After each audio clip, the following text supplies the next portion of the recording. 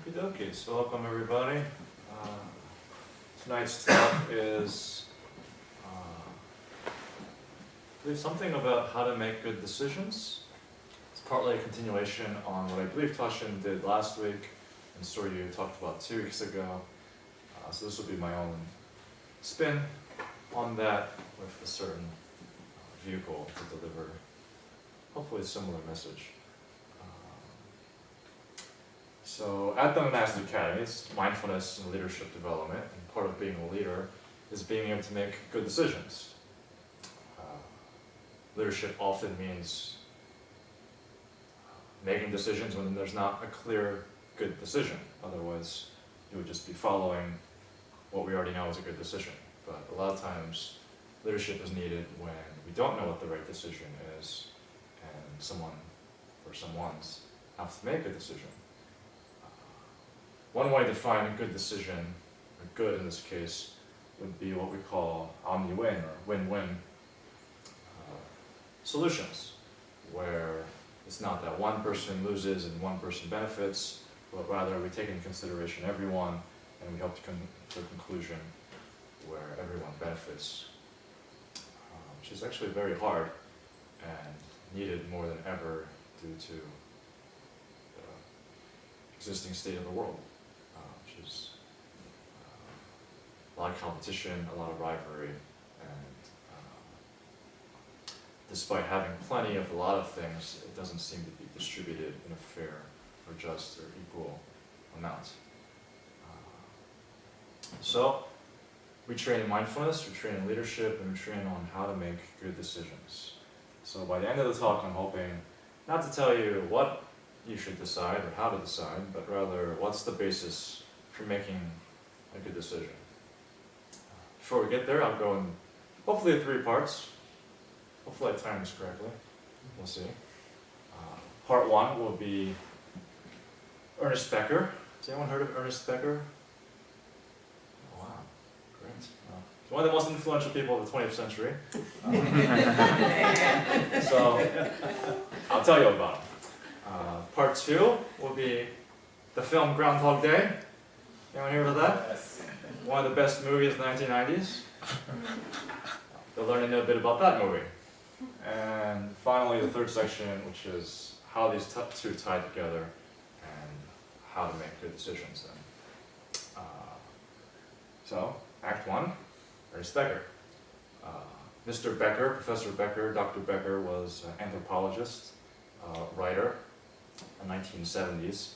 He was kind of an iconoclast. He would teach at universities and basically trash talk how the existing system or education system wasn't doing a very good job, and then the university would fire him.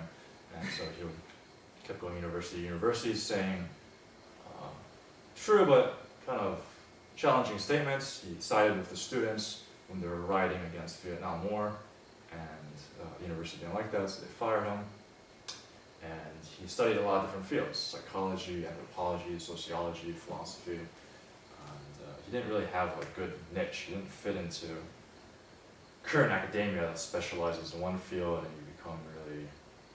you just keep increasing the body of knowledge, and you don't seek truth, you just keep making new data. He didn't really like that. He was looking for truth. So at one point in his 30s, I believe it's maybe late 30s or 40s, he got cancer. And on his deathbed, he wrote a book called The Denial of Death, where he used sociology, anthropology, and psychology to basically make the case that human civilization is basically an attempt to avoid the awareness of death. That human beings are the one species, the one animal, at least according to him, that can be aware of their own demise. Whales and elephants mourn the death of fellow friends, but Becker might argue that humans are the only ones that can then apply that to themselves and be aware that I one day will die. I am not always going to be around, and this is a very uncomfortable truth that most of us don't want to feel, don't want to think about, don't want to consider. And so for him, it was a vital lie that each of us had to have, that this was so unbearable that we could not face this. And that if you look at human civilization, all the projects that are done, they're basically ways to symbolically live beyond their biological death.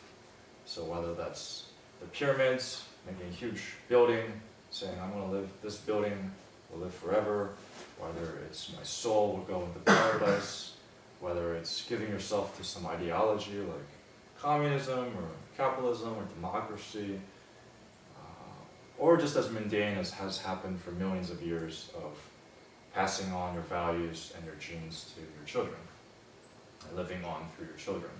That human beings need some project to give them meaning, some purpose, some structure, some way to channel their energy so that they have something to do and they don't have to think about death, and they can think, if I do this, I'll live on in some form or fashion. And arguably, to a large degree, the meaninglessness and hopelessness and isolation, alienation, and depression, anxiety, and all the things we see, definitely in the last 100 years, maybe the last 200, 300 years, has been because a lot of the accepted, socially constructed stories that we all use of how do we get meaning have been demolished. For many people, it's hard to believe in country, it's hard to believe in any ideology, it's hard to believe in religion. We're so free and independent, and so free to choose our own meaning that it's overwhelming, and for a lot of people it's kind of impossible, and so we go back to choosing things that humans have chosen for thousands of years, like material success, or seeking pleasure, or just making myself beautiful and wanting someone to like me. We find more easier things to settle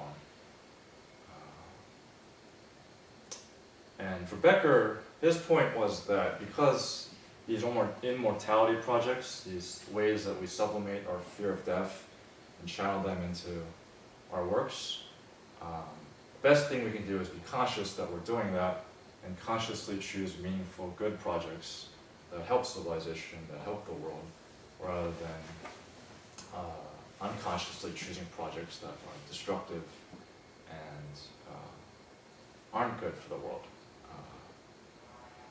Which is kind of, in a lot of ways, kind of dissatisfying, choosing a project that you know is just sort of a lie, that you're doing it anyway. Kind of ruins, it's kind of like a magic trick. Once you know the magic trick, can you really believe in magic? This is a question that really bugged me, because I read this book in college, and then I went to the Ernest Becker conference, and I bugged all the scholars there, and I said, is there something besides this vital lie and this immortality projects? Now that I've read this book, it's really hard to choose anything, because I just know it's just a trick or something. I didn't really like the answers they gave me, which brought me more and more towards meditation and spirituality that we'll go into more. So Act 2, Groundhog Day. Big leap. This is a movie with Bill Murray. I hope all of you are Bill Murray fans, otherwise we won't get along probably. So Bill Murray plays a character named Phil. He's a weatherman who's covering Groundhog Day in Punxsutawney, Pennsylvania.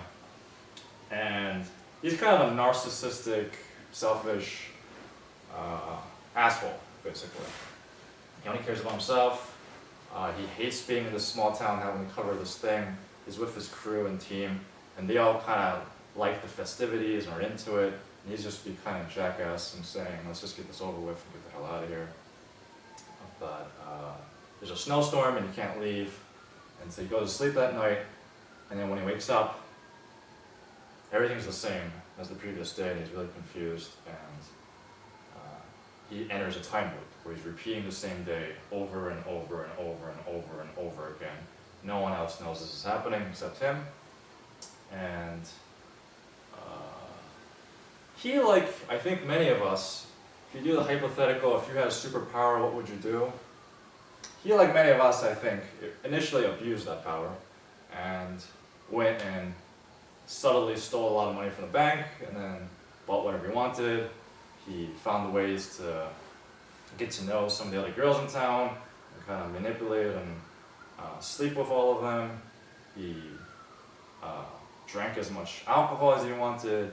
He chased the cops. He did all kinds of fun shenanigans that kind of like a teenager would do if you just gave him unlimited power and said, there's no consequences, go have fun.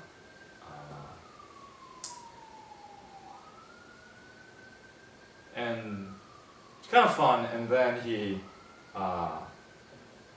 this other woman, Rita, who's on his team, is part of his newscasting team, his producer, he's trying to get to know her and find a way to sleep with her. He finds out details of like what's her favorite drink, where do you grow up, what's your favorite literature, all these things, and kind of like repeatedly day after day is trying to get to know her, find out how he can get her to like him.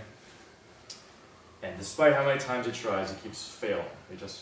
They have a good time. It's like each day is advancing a little more, better and better and better. But they always reach the point where she's not into him. And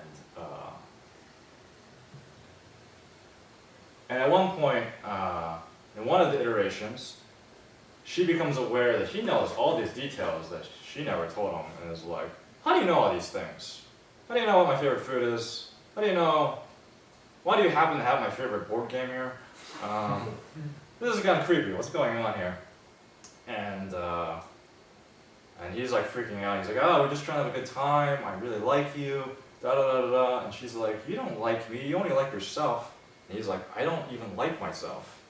And it doesn't work.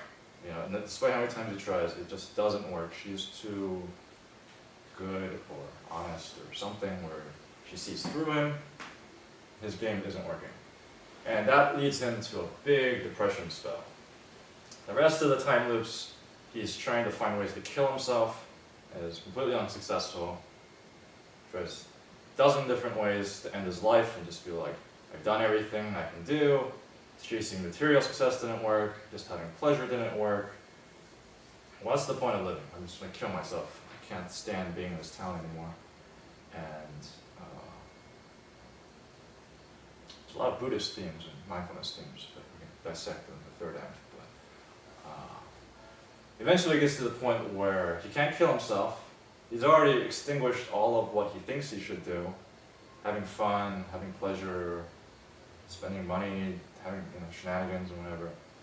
He can't leave the town. He can't get to the next day.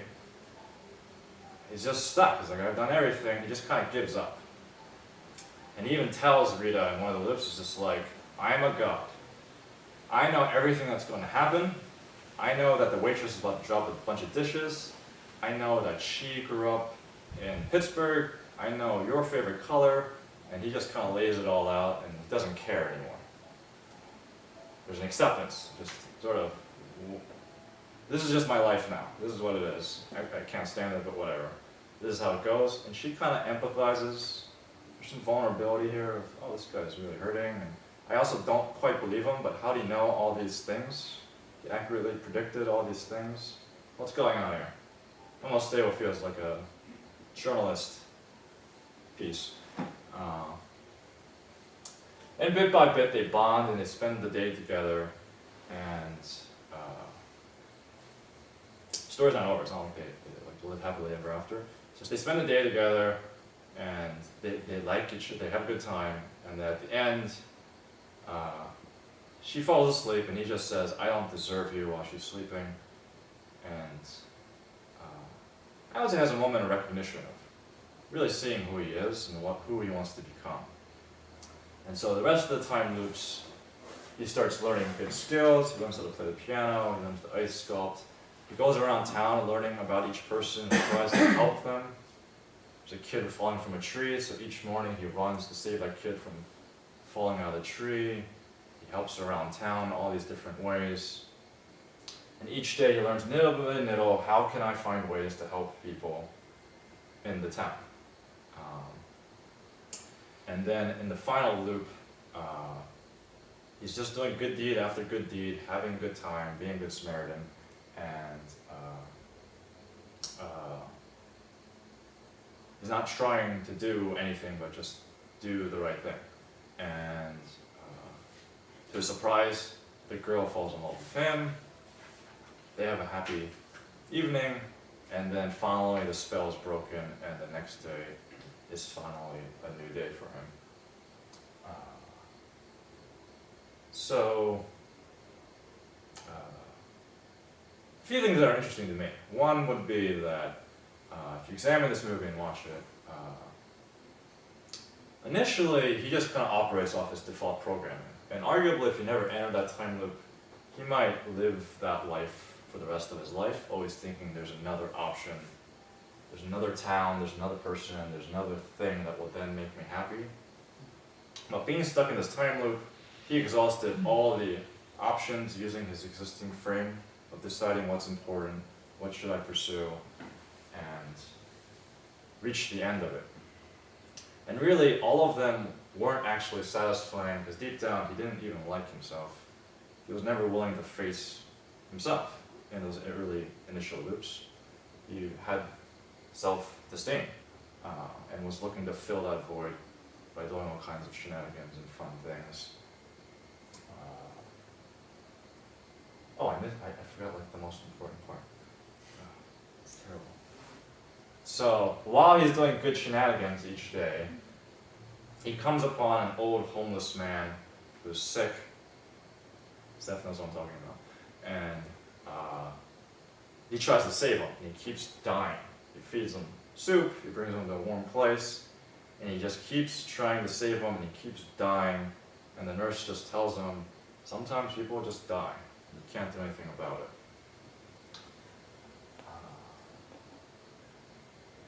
So, coming back.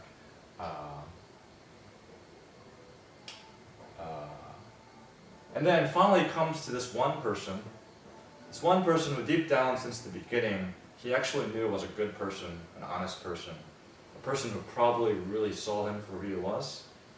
And no matter what he did and what tricks he did and what he learned about it and what manipulation or tricks or whatever he did, he couldn't win her over. She kept seeing through him.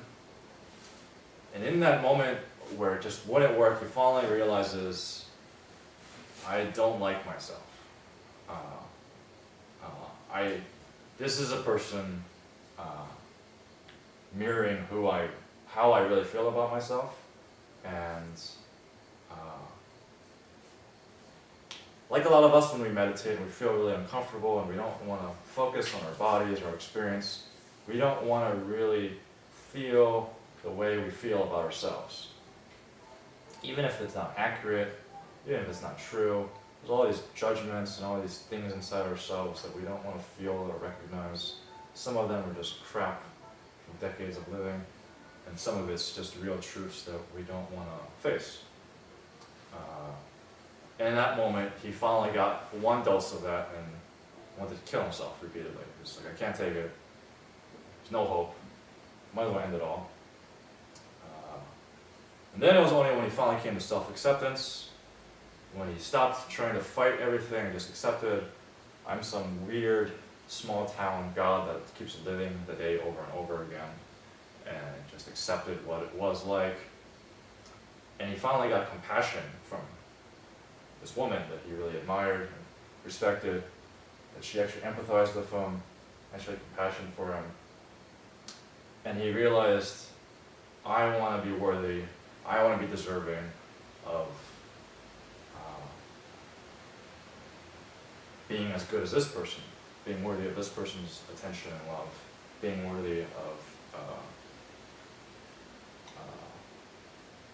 being a good person, that it's possible, and that this is really what I want to do. And then he spends time trying to improve himself, trying to be a better person, trying to help out the community. In an interesting way in that, for him, he didn't have, it's not like he did this because he thought, then one day I'll get out of this loop. It's not like this is the method to then I can get what I really want, which is getting out of this loop or something, or that then she'll fall in love with me. It was just, I'm just going to do the right thing, and I might live in this time loop forever. Who knows? It wasn't a means to an end. It just became an end of itself to do good. And then he had to face the uncomfortable truth around, this guy's going to die no matter what I do. Sometimes people die, and arguably, all of us are going to die. Everything that I care about will change and die one day. So he had to face that uncomfortable truth. And then finally he broke out of the time loop.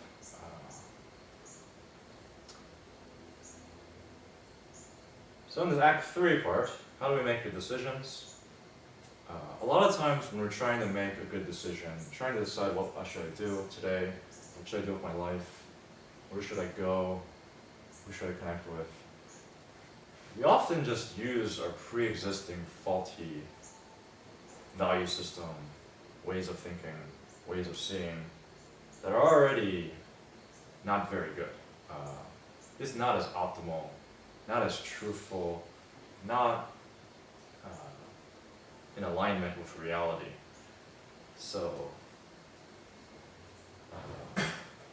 deeply questioning and being curious about, is the compass I even use, the values I have, really in alignment with reality?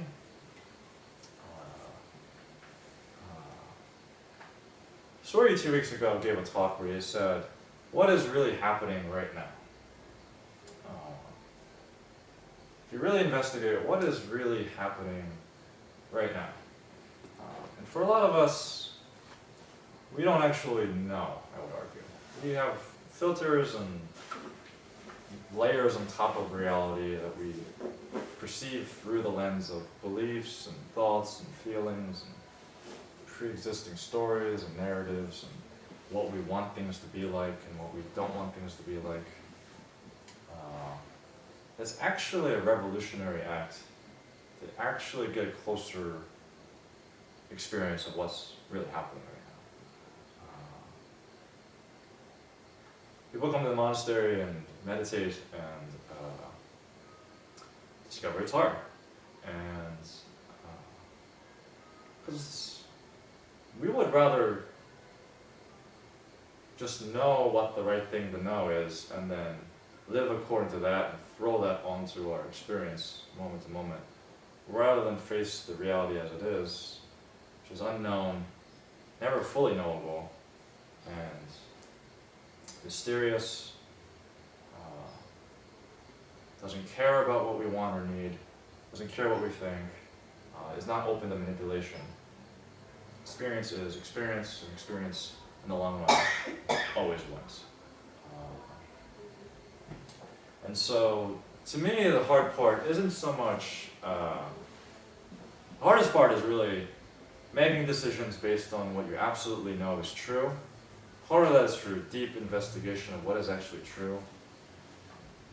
And you can partly use an analytical meditation frame of what do I actually know is already true.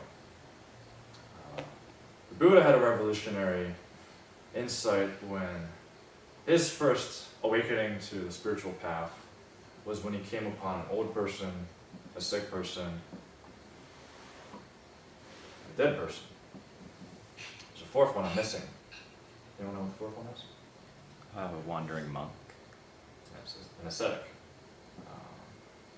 Before that, his father had sheltered him in a palace and tried to keep him away from these four things so that he wouldn't go wander off and become a monk. But he had to face these uncomfortable truths and then see that there's a person who's actually working with these truths. And for each of us, I would argue, to varying degrees, it's an uncomfortable truth to really sit with the fact that I'm going to die. Everyone I know is going to die. I don't know when I'm going to die. I don't know how I'm going to die. I can't rely on my body. Can't rely on my mind. Can't rely on money. Can't rely on family. Can't rely on friends. Can't rely on beliefs to buffer me from death. Or some transhumanists would disagree with me and say, well, we'll find ways to upload to the cloud or freeze our brains and live forever somehow, but I could talk a lot about that. But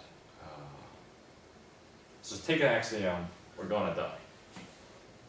How do we live if we hold as an axiom first with the awareness, I am going to die. I don't know when, I don't know how, I can't rely on money, can't rely on people, I can't even rely on my own body to protect me from that truth. Second axiom that I think we could all agree on seems self-evident to me, even though in every moment we don't believe it, we find ways to delude ourselves it's not true, is that we cannot avoid pain. The Buddha was clear, there is an end to suffering, I teach the way to end suffering. Buddha didn't say all of life is suffering, that every moment and everything is suffering. He said there's an end to suffering. But I would say that pain is unavoidable, that you're going to face pain as long as, whenever you make a value judgment, you're going to face pain at some point. Shinzen has the equation, pain times resistance equals suffering. So get rid of the resistance, and you won't have suffering, but you still will have periods of pain, for sure.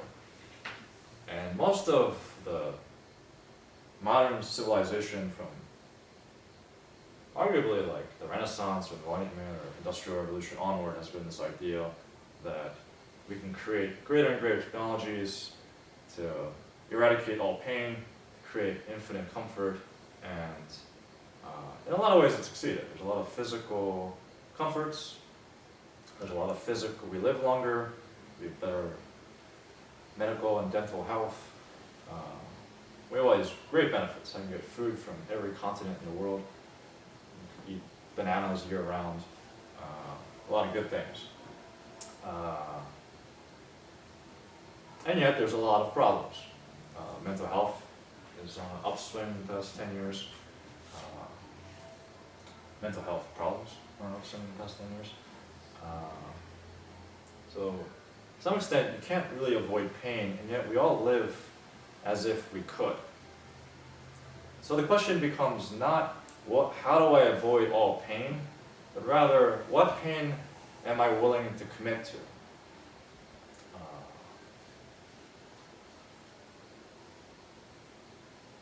I know in my 20s and early 30s, there's always this constant thought of maybe I'll find the right partner, or the right career, or the right friends, the right house, the right location, the right religion, right something, but then everything is good, or manageable, or okay enough, that I'll be like overall happy and fulfilled and everything.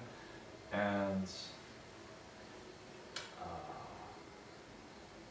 think that's a trap that I think the older crew here probably has already broken to a large degree. I don't know if the younger crew has. And to me it just became more like, what am I willing to commit to, despite any pain that will come along with it? Who am I willing to commit to? What project am I willing to commit to? What really matters that I'm willing to take on the necessary and inevitable pains that come along with it? At least in Mahayana Buddhism, the later form of Buddhism, many of them claim that you can't get fully enlightened unless you do it out of compassion for all beings. That the amount of work and sacrifice involved is so great that the only thing that would be worth going through all of that would be compassion for all beings. And in my personal experience, it's really true, where a lot of times, if it was up to me, I'd rather take a nap and watch Netflix. I don't really want to meditate a lot of times. It's hard. Sometimes it's really pleasurable and the best thing ever, but a lot of times it's really hard. And in those moments, I have to consider, why do I meditate? What am I willing to choose and dedicate myself towards? And this is something I often stress to all the residents and apprentices. What is your reason? What is the reason you give your emotional brain why this is better than taking a nap and watching YouTube? Because that is really appealing in its ability to immediately numb out pain and leads to an addiction cycle, but putting that aside for now, it has a great short-term benefit of just numbing out the pain.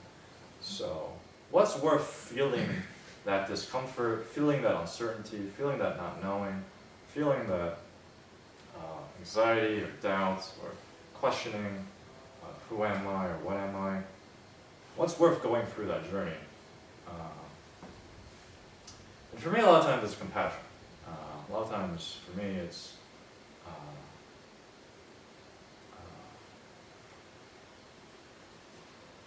if I'm not going to do it, then who's going to do it? If we're not going to do it, then who's going to do it? If these people are not worth it, then who's worth it? If it's not for this reason, that the world is literally dying right now, then what reason is good enough? If not right now, then when? And in that way, the resistance to the pain can go away. Because now this pain has a meaning, now this pain has a purpose. It's not just a random pain that the world is inflicting on me, that childhood trauma is inflicting on me, or the sit leader is forcing me to stay awake or something, or Sorry is giving me an assignment that I think is bullshit or something. These pains now have context and meaning and purpose. And a lot of times it's compassion. It doesn't have to be compassion. It could be curiosity, it could be desperation, it could be urgency, it could be truth-seeking, whatever it is. But human beings being social creatures that I would argue are hardwired to care about each other, compassion seems to work really well. So in terms of making good decisions, first of all, really deeply questioning the value systems we already hold. A lot of times we just inherit as human beings from our family of origin, from our society, from our culture, from our education system, from our media, value systems that we don't even consciously choose and that aren't even serving us or serving the world. Often not even serving the people who made them. So questioning, what do I actually value? Questioning whatever experience I'm having, why does this matter? What is going on here? What am I using to determine whether or not this is right or wrong, good or bad? Really questioning the existing metrics and measurement tools you're using to determine all your actions and decisions. Getting really clear on that. And then, if you agree, which maybe some of you don't, but I hope that most of you do, A, death isn't inevitable. I'm definitely going to die. Maybe science will come up with some way that will extend my life indefinitely.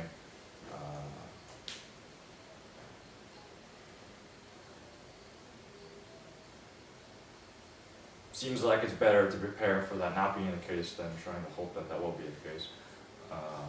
And that I don't get to choose to avoid all pain, but I get to choose where do I invest and commit myself, what's worthy, what do I value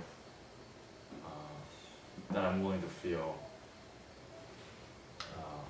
pain, grief, heartache. So any worthy endeavor is going to probably involve some amount of pain. And with that value, with that meaning, those pains don't have to become suffering because there's no longer a resistance, because it's serving something you value, something that's worth feeling that pain for.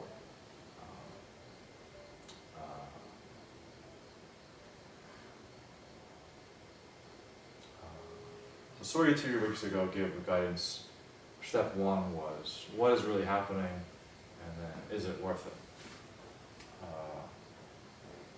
I'm sort of flipping and inverting it and saying, all of us live according to certain value systems.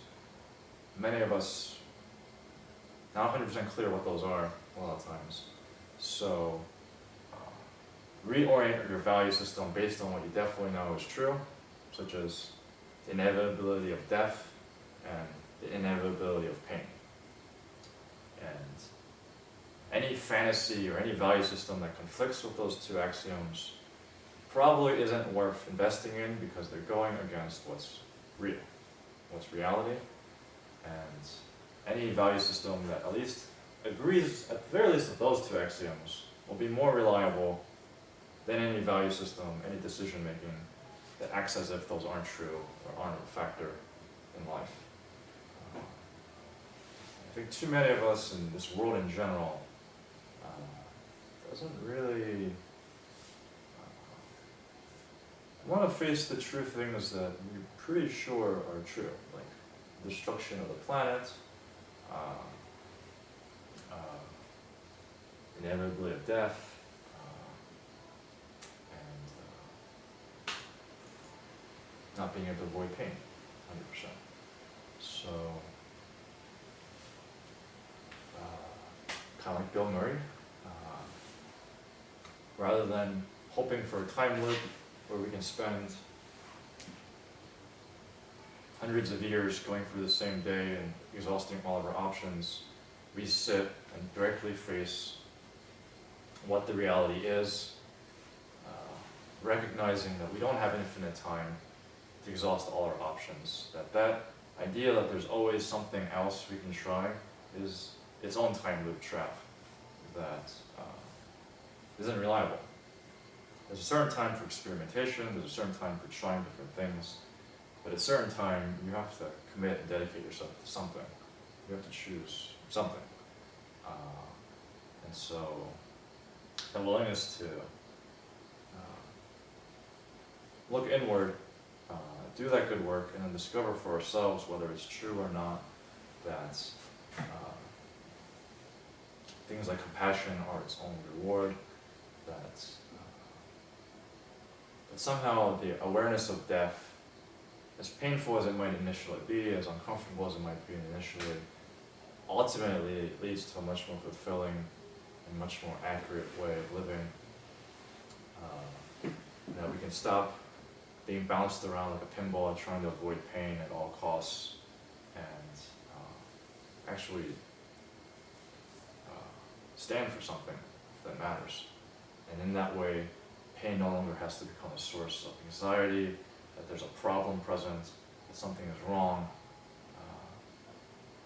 but rather is a sign of your heroism, a sign of your courage and dedication, a sign of your commitment, that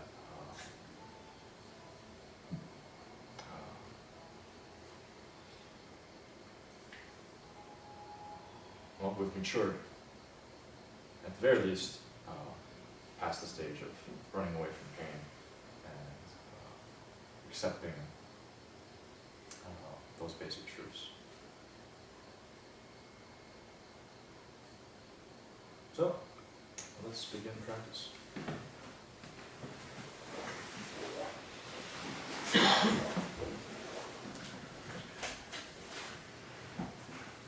As always, if you feel called, try to find a good posture.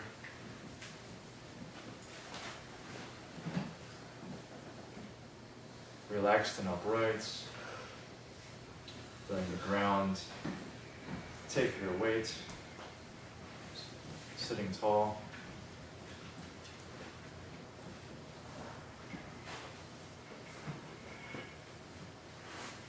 Begin by choosing a neutral focus object, something that's relatively easy to be with. As a default, you could choose your breath, but if you want, you could use sounds in the room.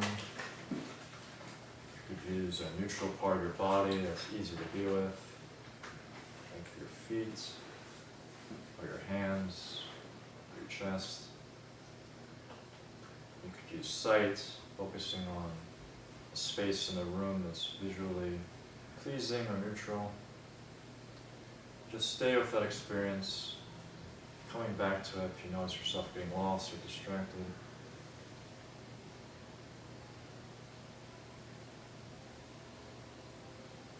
We'll do this for a few minutes and then move on into our contemplation.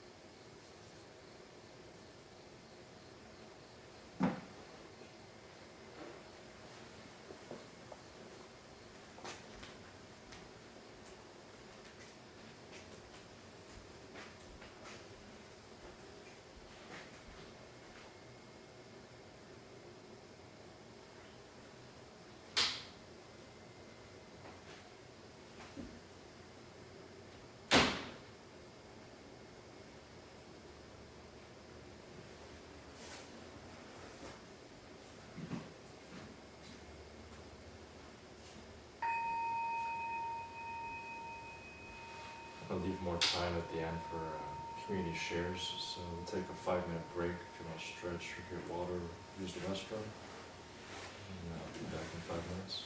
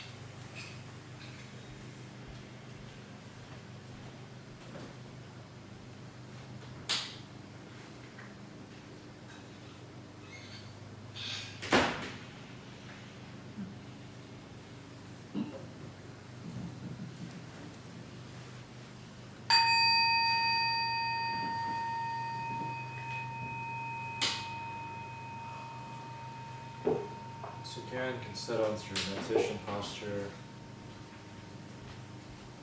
Begin, once again, with just a neutral or pleasant focus object, whether it's your breath, physical sensation like your feet or your hands or your chest, sounds in the room, visual space in front of you. Attending to that object, allowing yourself to rest, concentrate on that object.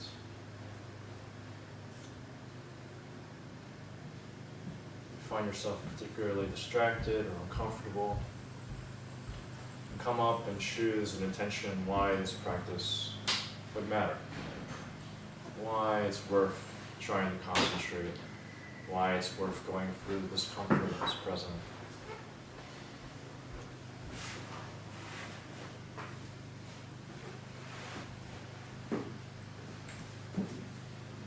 Could be as simple as, I'm just curious to see what would happen. It could be as expansive as, I want to dedicate myself to saving myself and all people, all beings.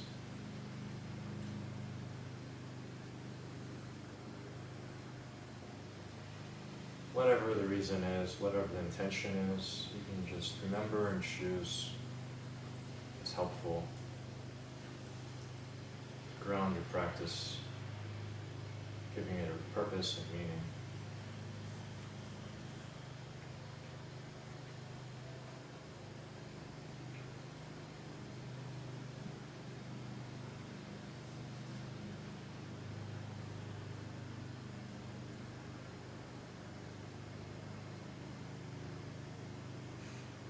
Noticing if there's any tension in your body, and to whatever degree you can, and the body allows, relaxing and letting the floor and the chair take your weight.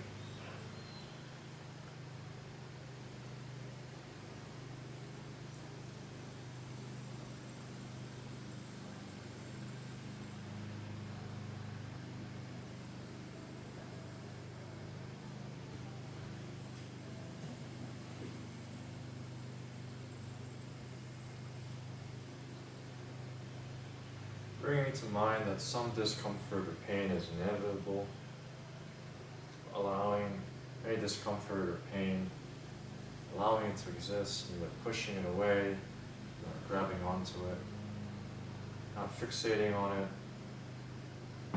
not trying to repress it. Allow it to be in the background if it's there.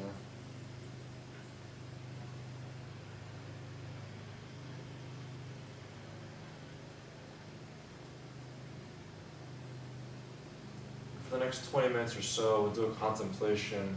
If you wish, you can stay with your neutral focus object, just paying attention and resting, being with this focus object. Or if you want and you feel like you have the resource to do so, you can follow along as we do a contemplation on death. Either option is fine. First, you can bring the contemplation of the inescapable nature of death. I will die, but those I know will pass away. This is true. This is unavoidable. I know for certain this will happen.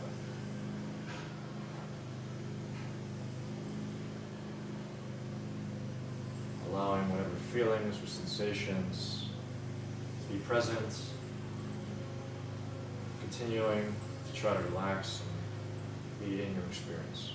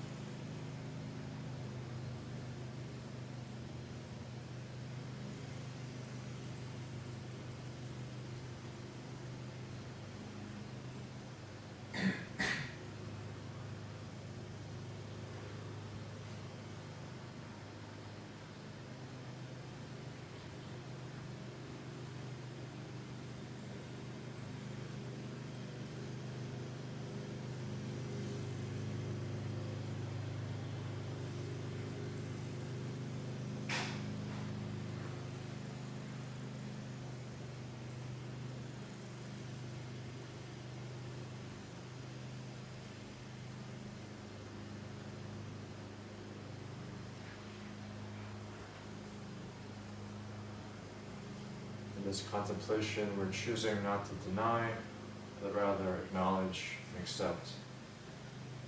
Let in this truth that this body will pass away.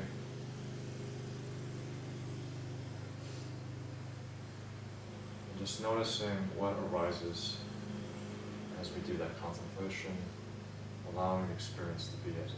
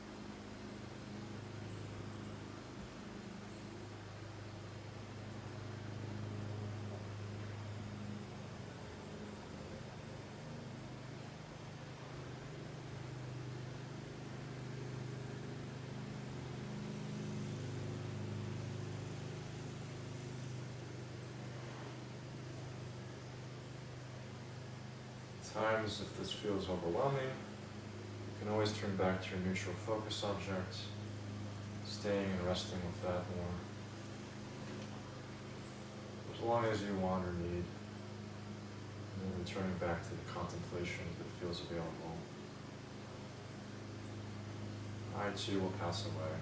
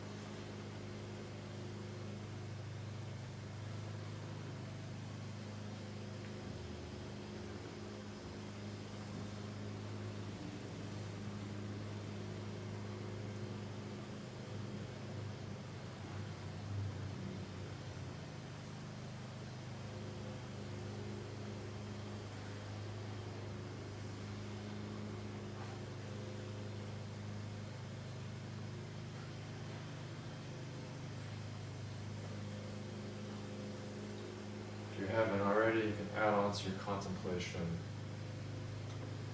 the unknowability of your time of death. Not only is death inescapable, but it's unknown when it will occur. Suspect and imagine each of us knows someone that passed before any of us thought they would, died before their time.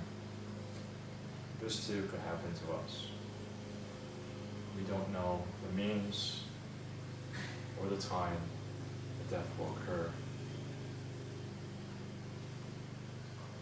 Whether it's tomorrow or whether it's decades from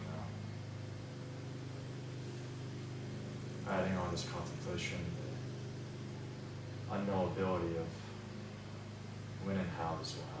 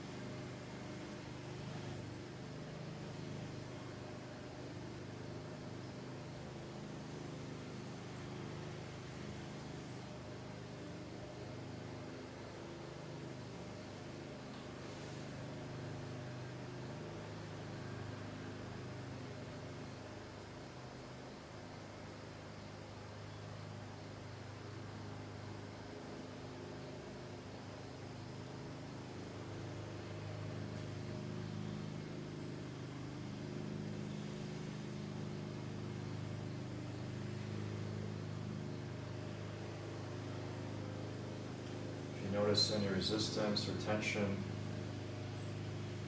Once again, return to your neutral focus object, and just let it be present just as you would if you're talking to a grieving friend, grieving loved one, allowing them to have their expression, their experience without needing to fix or change what they're experiencing, allowing them to mourn or grieve or resist as they will.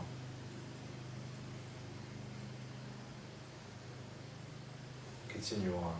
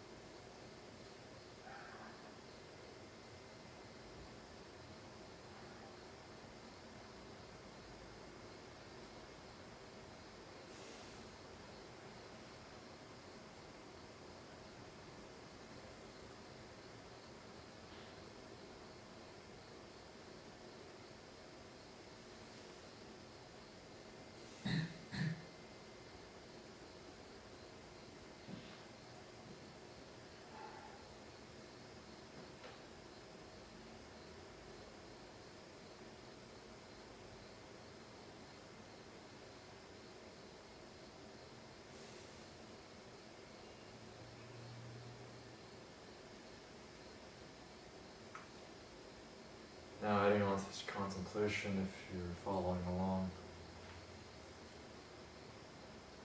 recognizing that the usual suspects we use to help us in our life, our bodies, our minds, money, family, relationships, fame or status,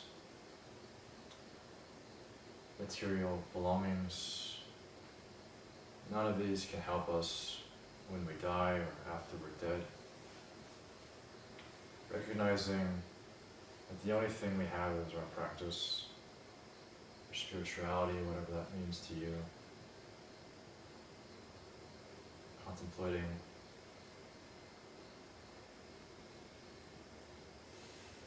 and all the usual things cannot help you at the moment of death and after.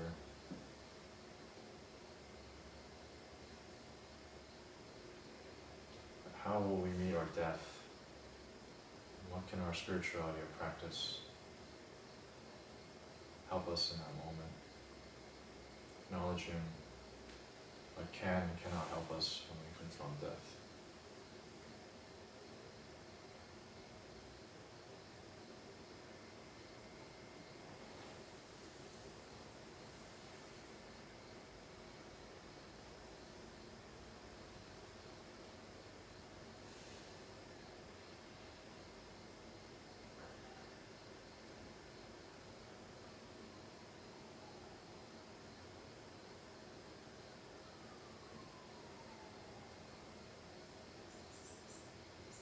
Many of you have ever been with someone who's dying, or someone who's suicidal, you know that talking about their wealth, achievements, doesn't really help so much. Recognizing that the practice we do is the only thing that have any impacts on our time.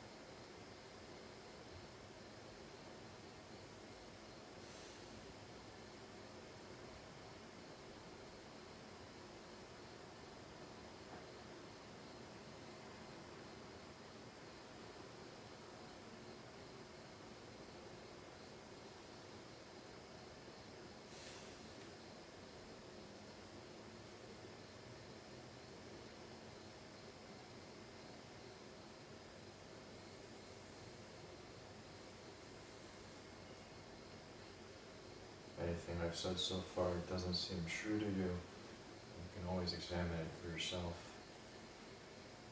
questioning what is really real, based on my own experience, based on my own reasoning, based on my own truth, that I can directly investigate. That investigation is important because it's what we want to base our lives off of.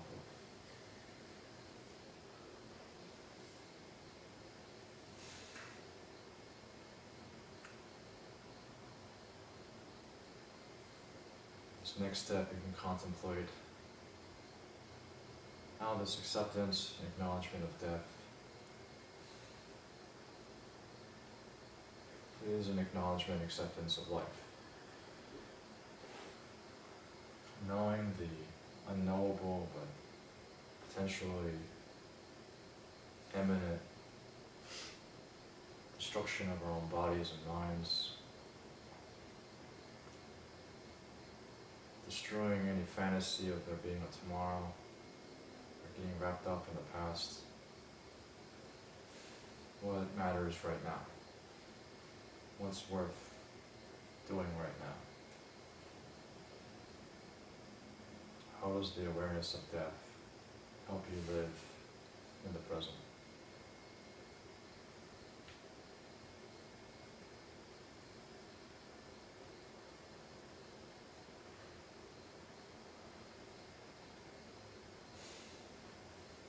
Investigating for yourself how this might be true, and if so, what values come out of that? What insights come out of that? What new orientation comes out of that?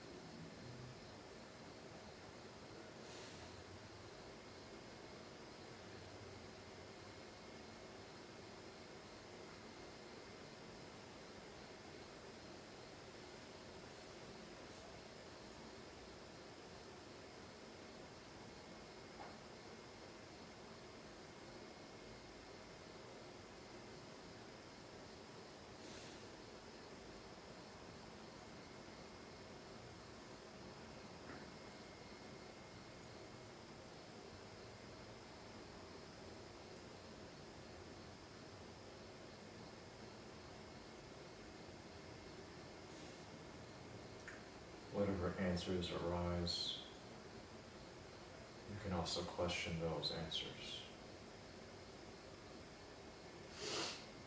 Why do I think this is true? How do I know this is true?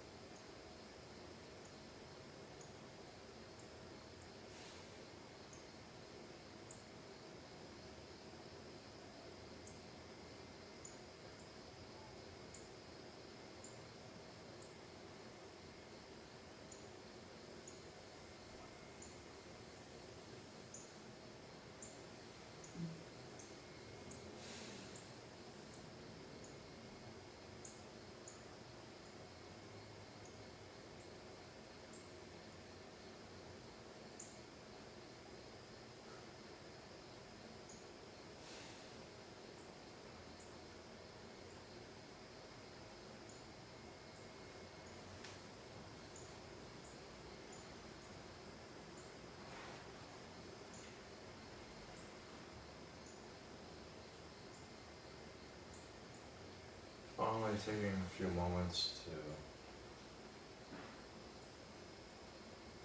appreciate yourself and appreciate each other.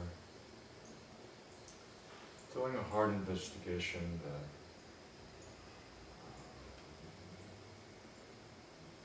is needed and rarely done. Facing the immortality projects and vital lies we rely on and use to navigate our lives, becoming more conscious of ourselves.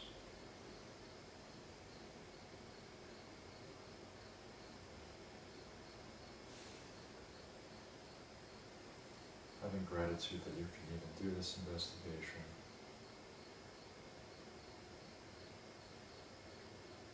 And somehow seeing, even if it's true, that the nearness of death may help us live, be more compassionate, more grateful, more engaged with living.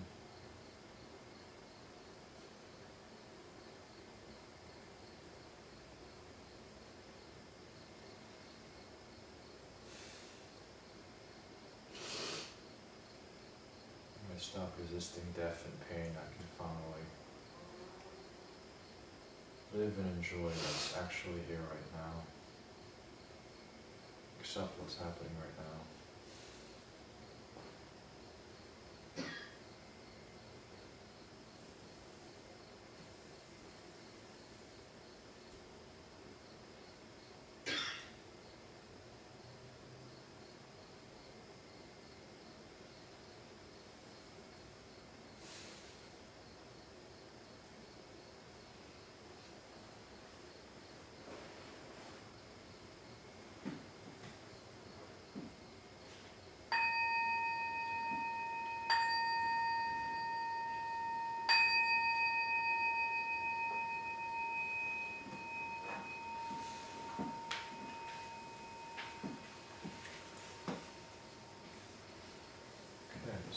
Finishing a little bit early so that we have time for community time at the end. So next 30 minutes or so of open dialogue, shares, expressions, questions, comments,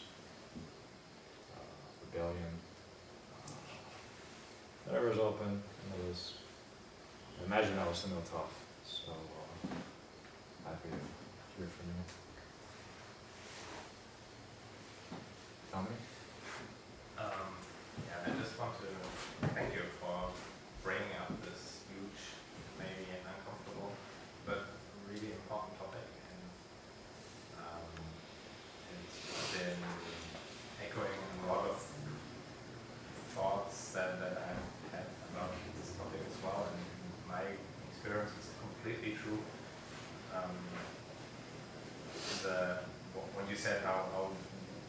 good this is as a compass, like knowing that, okay, I will die at some point. This is super reliable as a way of how should I live my life. And also how, this, in my experience, is this kind of sense of aliveness that comes from awareness of death. Like, how can you go through life on autopilot if you don't know how much longer you have, and how can you, trenches of everyday life, how can you spend your time being angry at the checkout in the supermarket or the person in front of you if you know how you will die at some point, and this time is not. So I'm very grateful for this. Sounds like you've already been doing some of this contemplation and already had resonance for you and helped you to dig into it more.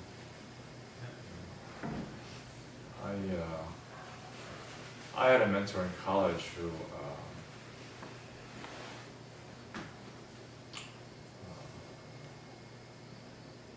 probably one of the most important people in my life, and she had childhood leukemia, so she was always kind of at the verge of dying at any moment,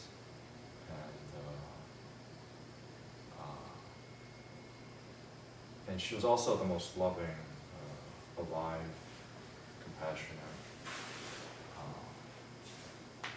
She would say things like, God is really nuts about all of us, and I believed her. She said, I was like, I believe you. And I remember at one point they sat us down and said she's going to be passing away in the next 24 hours. And it forced me to go into this kind of contemplation of what does that mean? And kind of face my own mortality, because it was pretty clear to me that she already knew she could pass at any time, and kind of made a lot of peace with that already. She wasn't really worried about dying, I don't think, but I was. And like you said, it was a very liberating experience in a lot of ways, because as you said, it gave a lot of perspective, and strangely very liberating. But not that strange.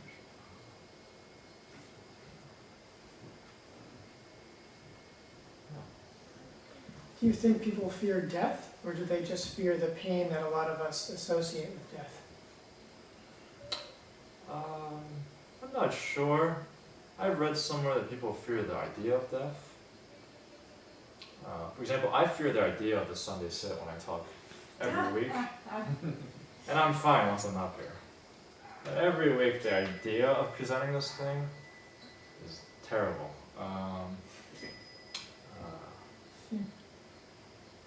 The universe telling me something, but so I imagine the idea of dying is at the very least a huge part, if not the main part, and that fear keeps us from living. So, what do you think? I'm a suicide survivor, so my relationship with death is very different from people who don't have that in their past. So I guess I more fear the pain because I've already died once and I remember it not being all that bad. What's the pain? Huh? The pain of... Like if I were to get into like a car accident and be like in excruciating pain for an extended period of time, Right. that's what I would be more afraid of than Right. the actual, cessation of biological functions or, Right. Whatever it is we conceptualize death as being. Right.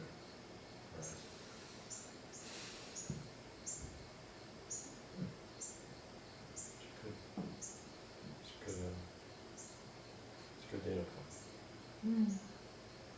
Thanks for sharing that.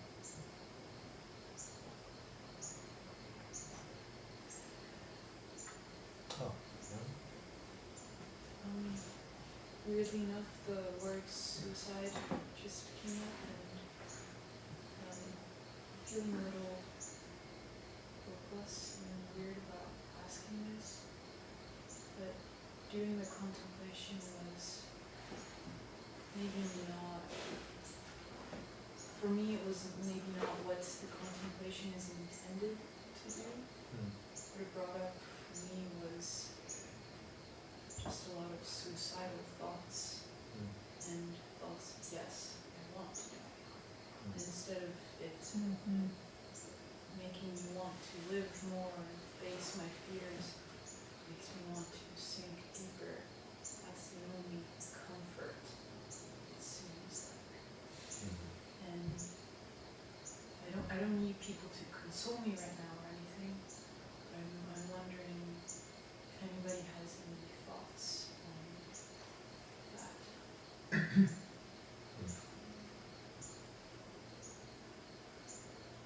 I do.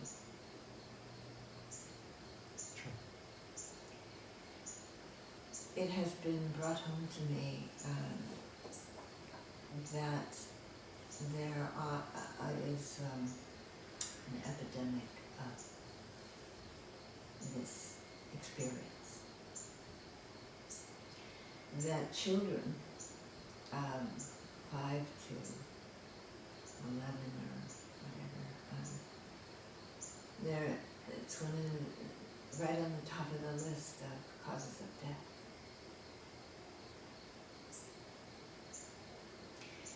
Right now. And what I'm aware of also is that there is projected thought. Perhaps this is outside of what people would want to hear or believe. Oh, I don't want to live in a world where that's true, but it's possible that there is projected thought. And then we receive that thought.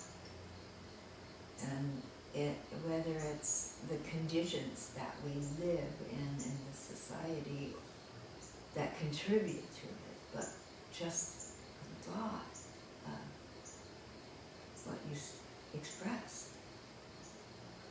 And I feel it too. But I feel it too from a different perspective, knowing and trusting or believing that there is projected thought that is possible to overcome. And that it's not mine. It's not my thought that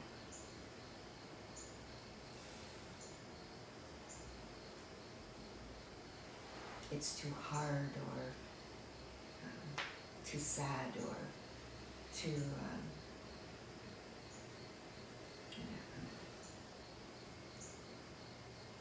I'm experiencing a very different thing. When I feel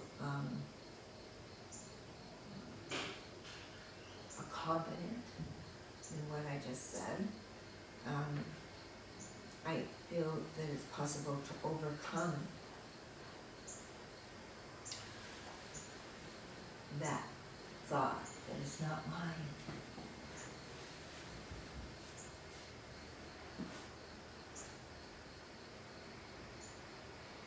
And I feel very strong and very much claiming aliveness. At this moment, I am homeless.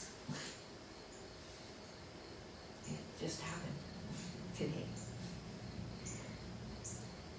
Oh, how horrible. Right? Okay. Or, maybe it's okay.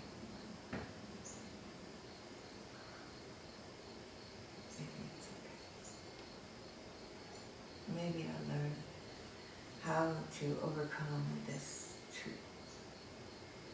And we get so strong, so alive when we overcome those thoughts.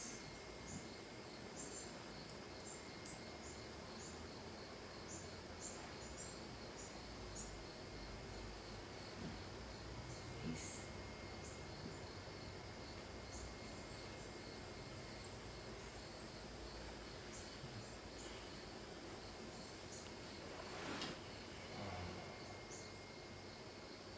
Just a subtle distinction, I think, between having suicidal thoughts and actually being suicidal. Very subtle difference. If I'm honest, I've had suicidal thoughts fairly often.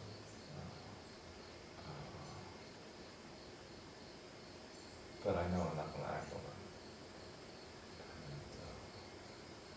One of the things this kind of practice can do is be aware that I have thoughts and feelings, and I don't necessarily need it to define who I am, or identify if that's what I'm supposed to do, or that's who I am. And so doing a death contemplation for me often can bring up the ways that I am living out of integrity of what I really value. And I have to kind of see those immortality projects at least get reshaped or discarded. And there's a mourning process there, grieving process there, losing that. And if enough of them go away, then I can kind of take some of my hope with it.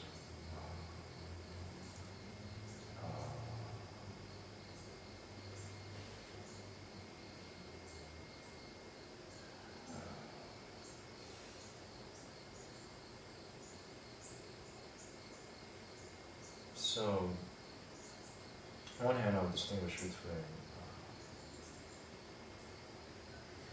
I spent some time. I did a short stint on like a suicide hotline. We distinguished between people who are having suicidal thoughts and who are in imminent danger of actually committing suicide. And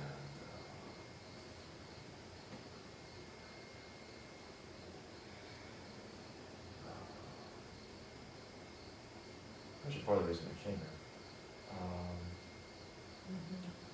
And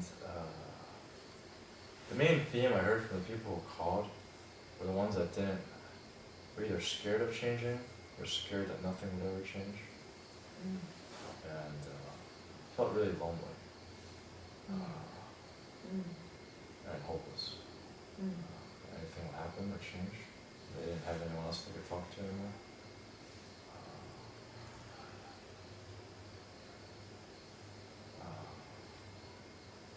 So on one hand, I would say it's not necessarily unhealthy or dysfunctional to have suicidal thoughts sometimes. If it is, then I'm not fully healthy. Work on that.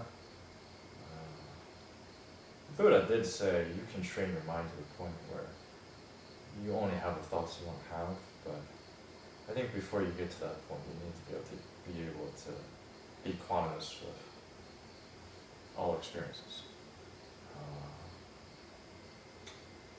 So maybe it's a healthy thing to mourn and grieve and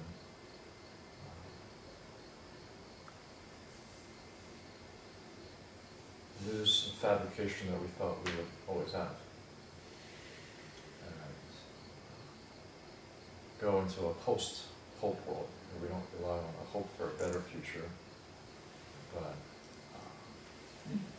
what are we doing now? Who am I going to be now?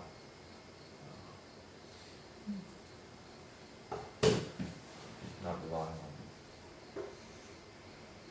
something changing tomorrow. Obviously, this is not across the board, applies to everyone. People are in different places. But to the extent that I know you, I think you can handle it.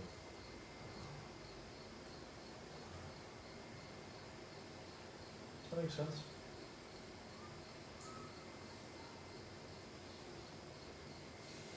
Anything else you want to say?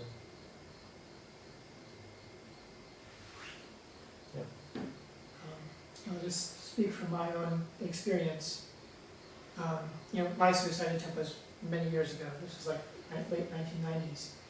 But with time to reflect on it, that came because there were, I think, parts of me that needed to die, and I didn't have the tools at the time to allow them to do that in a graceful way.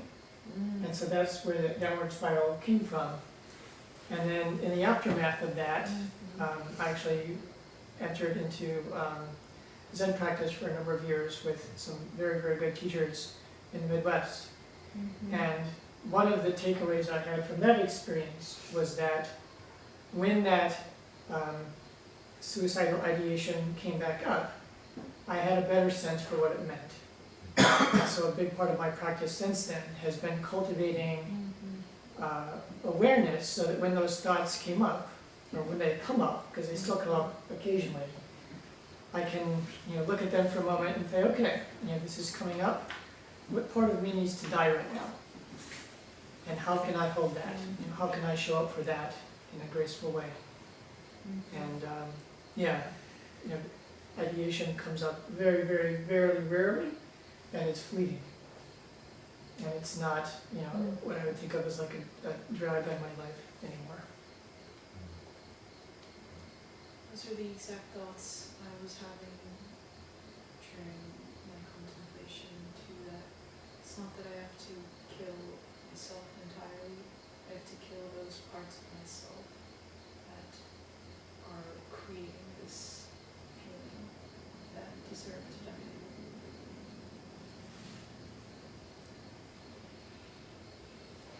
And that's what I meant about becoming more strong.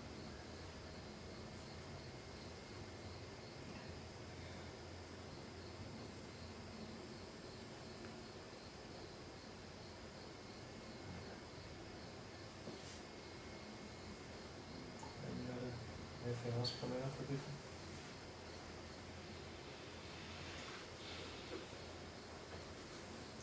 Yeah.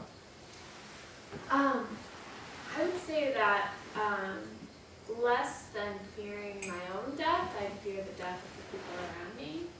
So I guess it's just interesting because it's the association of living after death that's harder for me than actually the idea of me dying, which isn't something I had really thought about until doing this contemplation.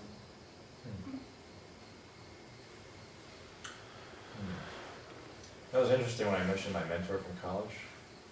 My experience with it was, it was a really confusing juxtaposition because I knew she was probably not that scared. She already faced this a few times and thought she was going to die a few times. So I'm pretty sure she made peace with it by then. But I was really upset. So then I had to really investigate, why is this upsetting me? And the truth that I came to for me, which might not be the truth for anyone else, the truth that came to me was that she was a big part of my life. She was a big part of who I was. And she represented my future me, the one that I wanted, still included her in the picture for at least a few more years. And like we're talking about here, her dying meant that that future self had to die. That dream or that hope had to die. Fortunately, amazingly, she pulled through and didn't die. Plot twist. It was a good bodhisattva. But it was interesting to see how much, when people die, it's like a part of me is dying. And they leave a hole that seemingly can't ever be fully filled. So in that way, I don't know if it's so different from some overlap between me dying and someone I really care about dying. That's good to see how much people matter.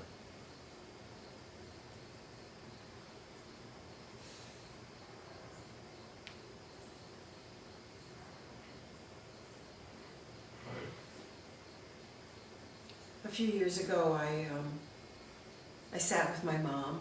Well, she passed away, and I will say I'm also at that point in my own life where the idea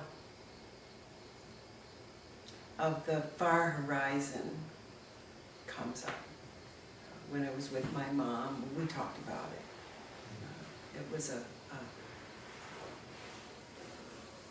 a way that we could communicate about what was happening to her that was very peaceful for her, not in any way upsetting. And during that time, I developed in my own mind this very distinct image of the far horizon. But having a little of Phil the Weatherman in me, I let it go to the back burner, let's say. And then, of course, this year, death stepped up very close to me and hand-delivered the message. And with great suffering and anguish. And then now I'm in a place where I can understand far better this meme that I saw on Facebook, place I get all my current knowledge, on the Thich Nhat Hanh page that says, when you no longer fear death, all things are possible. And I want to embody that now, because I can honestly say, while I may have curiosity and anxieties about actually dying, I am not any more afraid of death. And the far horizon is inevitable and approaching. And I'm grateful for that, and grateful for tonight's practice, because I have this sense of freedom. I have a relatively short time left to experience a lot of things in my life, or to do a lot of good, or to express a lot of compassion, or even develop a lot of equanimity. And I feel dedicated to those things, and finding a way to just do my best with the time I have left. And I'm committed to that. So bringing it forward in this real way is very helpful.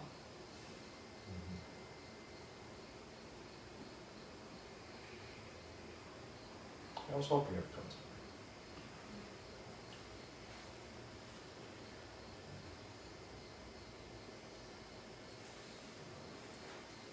It's interesting, we recently had a bunch of college students come up to the Monastic Academy. We did certain practices, some of it was interpersonal, highly uncomfortable at times, and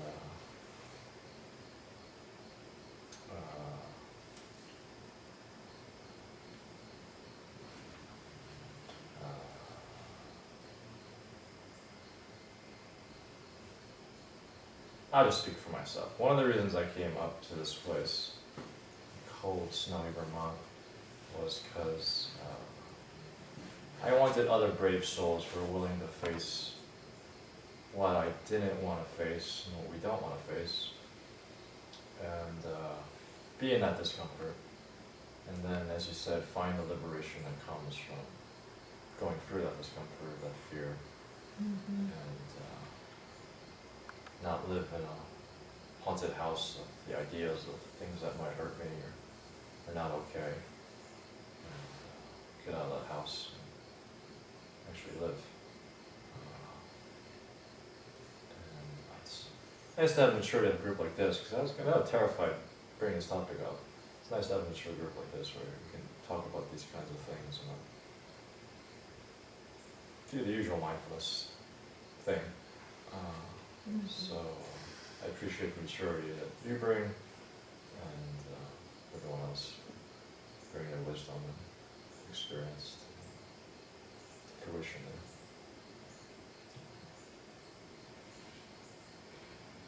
So unless there's a burning last question or share, I think I want to wrap it up so we have more community time.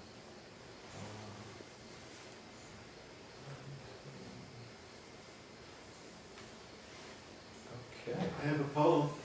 Please.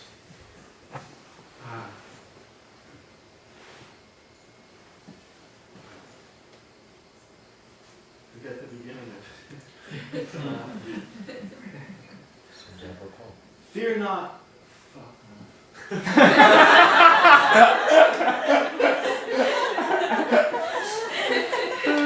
Well, there, that's it.